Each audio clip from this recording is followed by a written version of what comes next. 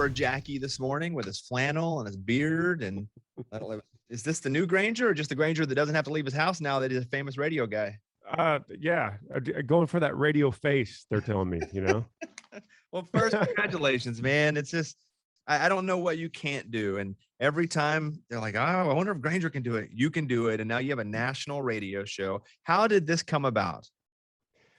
Well, I sent about 1,000 letters to a bunch of different affiliates. No, I'm just kidding.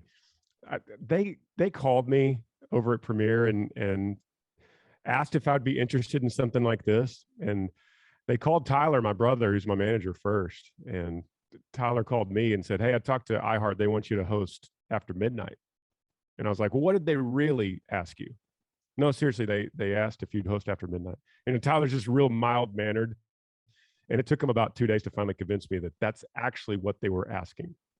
Well, and you kind of, waded into this. Obviously, you're a mega popular country music star. You're a social media guy. You then started a podcast that is quite popular, and now radio. So, you kind of just been building toward this. Do you feel comfortable now just hopping on and, doing 4 or 5 hours? Yeah, it's very different. This is different for me. And I could talk to you about this because most of the things I do in my life I get an instant reaction to how I'm doing, good or bad. But with After Midnight, I sit there and I do the show in my quiet room by myself, and then I send it off, and then it uploads, and then who knows? It's like, is anyone listening? And I've never really felt that before. The answer is no. Days go by, and I'm like, did anyone hear any of that? Yeah, no, I have to laugh at my own jokes internally and just assume people are out there listening. Right. It's just, it is a weird vibe because I will do this show where I get, I'm just sitting here with my friends and they know my sense of humor. So sometimes they don't laugh and I feel like I'm killing, but then I will go and do a comedy show, a stand-up comedy show, and I'll say something and the crowd will laugh. And I'm like, oh, that's right. I might be funny. I forgot. So it's two different worlds. It's singing, you big country music star, hearing a crowd cheer at you, and then sitting in a room by yourself, talking, getting no reaction from anyone. It's two complete different worlds. But congratulations. You are now a massive radio star just by your platform alone. So I think we should clap for our new peer. He always looked down on us when he was just a country music star. Now you're one of us, Granger. Yeah, right. Thank you, brother. I have a couple questions for you. I was talking to Kane Brown, and I was listening to Kane talk about you. He said you inspired him to get so jacked. Did you say anything to him? Did you talk to him about it, or did he just look at pictures of you? No, yeah, that's a tough thing for me because then, Men's Health came out with this article recently and it said Kane Brown, the fittest country music star, parentheses, watch out Granger Smith. And I was like, I told Amber, what does that even mean? And so I was like, I need to print that out and put it in my gym so that I could just look at that for motivation because I don't feel like that's me. But when we were on tour, I don't know, Earl Dibbles Jr., something, going out there in overalls. But no, we did not have a discussion about it. Well, you are sneakily ripped because looking at you now, you've got on like 5 layers. And again, he looks like the brawny man right now. But then when he goes full Earl, he does have overalls and all of a sudden he's got muscles just screaming out of that thing. And you're like, where did this even come from? So do you have a gym at your house? How often are you in that thing? Yeah. During the pandemic, I built a little gym in the barn outside. And then I just started going there and I started loving doing that instead of going to, any other public gym. I just liked going into the barn and it's not air conditioned or heated. So, sometimes in the winter, I feel like Rocky IV when I'm just like loaded up. That's actually why I'm wearing this right now, but I'm just like loaded up with beanies and 4 hoodies on. He's punching meat. yeah, punching meat hanging there. I was looking at your Twitter before we came on because I wanted to make sure I didn't miss anything that's been happening in your life recently or that you've put out there. And I was looking at some of your posts and you do tweet a lot of Bible verses, but I'm always curious, like what, and I'm going to put you on the spot here. If you had to get a Bible verse tattooed on you, which one would you tattoo on yourself? Yeah, that's an interesting conundrum to tattoo a Bible verse, but I know people do it.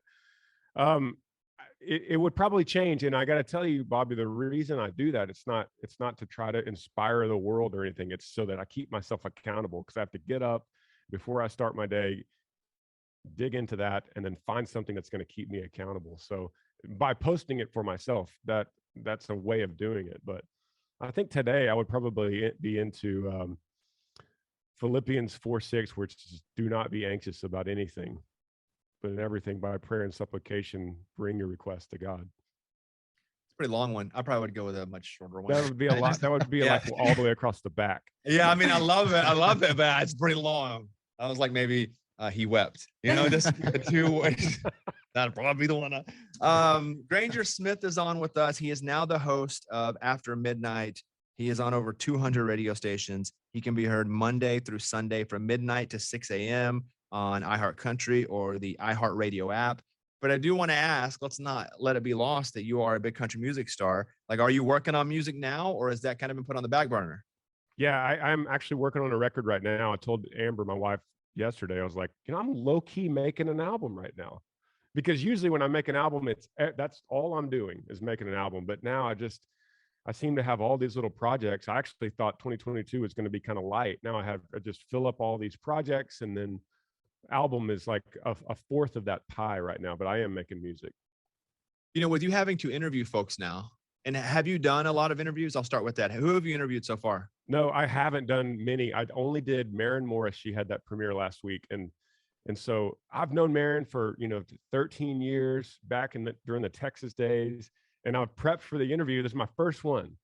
So I prepped for it. And then she came on, and then my heart started beating. I was like, I'm nervous right now. I'm nervous to talk to Maren. And then she would answer, and I would think to myself, oh God, what am I going to say next? I don't know.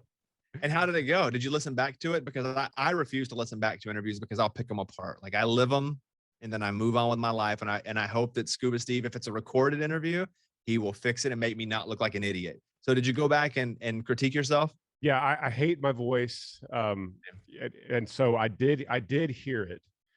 And one thing I didn't want to do during the interview is like put my own artist ideas into what she was saying. I was like, I don't want to be the guy that's like, oh yeah, when we tour or our shows or our bus. I didn't want to say that. So maybe I did that. Maybe I overemphasized that and didn't say enough and just went straight to the questions. That I don't know. I'm trying to learn it. Granger's like, hello, Maren Morris. I've never played music. Do you like music? Right. Well, what question do you get most as an artist? Because I think being an artist, and I think for me, the last few years of my career, I've started to be interviewed a lot for things I do outside the show, which makes me a better interviewer because I get so annoyed at some of the questions that I get over and over and over again.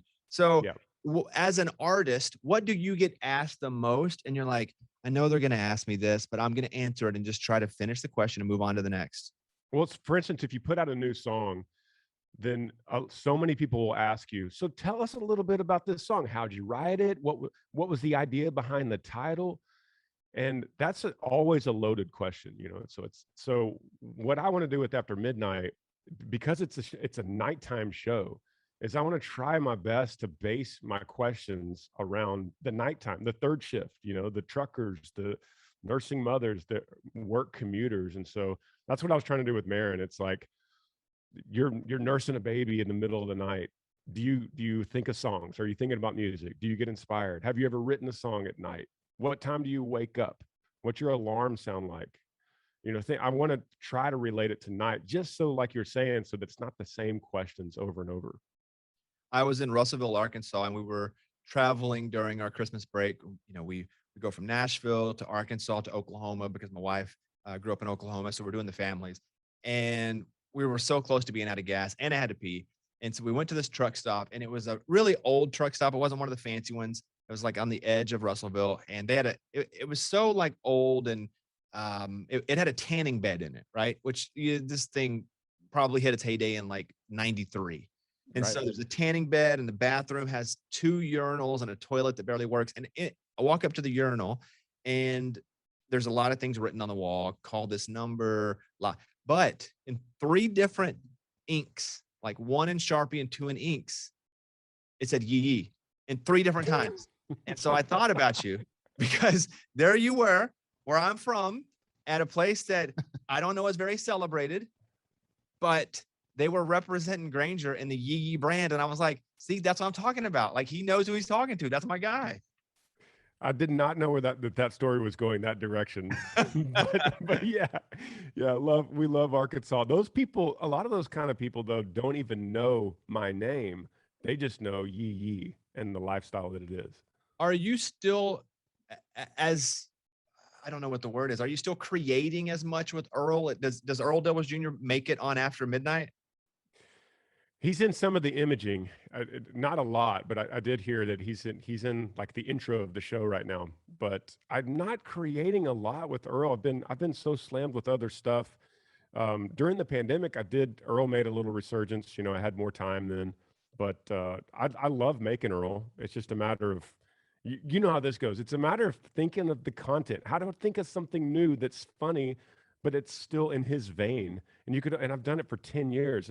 How many jokes could I say for Earl? So Granger Smith is on. He is now a wildly popular radio host. Even though you haven't been on long enough to be wildly popular, I'm calling it right now. I'm going to say it. We're going to play it back in a year when you are wildly popular. We're going to say, see, I knew then. But hey, man, congratulations, man. You do it all. And I'm so proud for you. And I hope people, if they're up and it's, midnight to 6 a.m., they turn on Granger, they listen to music, they listen to stories, and new music is coming out. Do you want to give us an idea of when we're going to hear new music? You don't have to.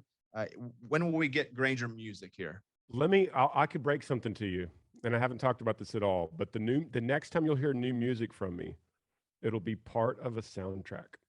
That's the album I'm making right now. Ooh, the soundtrack to my life of 2022, maybe, or a real movie, like a TV show or a movie. Give us that. Yeah, it's for a movie, which is also the ugly facial hair I got going on right now. Avatar 2. I said it. That's my guess. I'm going to stick with it, and we'll see if I'm right.